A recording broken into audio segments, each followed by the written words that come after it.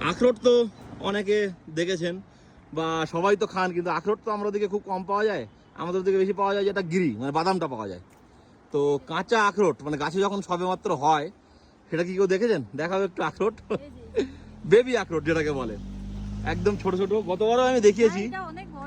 হ্যাঁ, অনেকটাই বড় হয়ে শক্ত হয়েছে। ভালো, দেখুন গাছে কাঁচা আখরোট কিভাবে ধরে থাকে।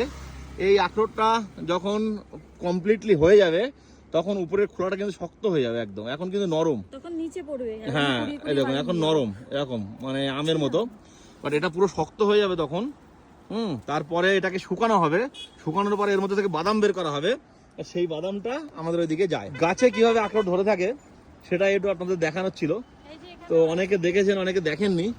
যারা কাশ্মীর এসছেন এই সময় তারা তো দেখেছেন, যারা আসেননি তারা একবার দেখুন যে গাছে কিভাবে আখরোট ধরে থাকে।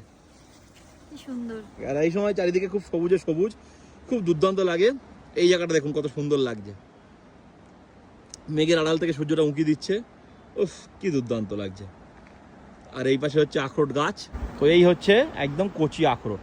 যারা দেখেননি তারা দেখে নিন।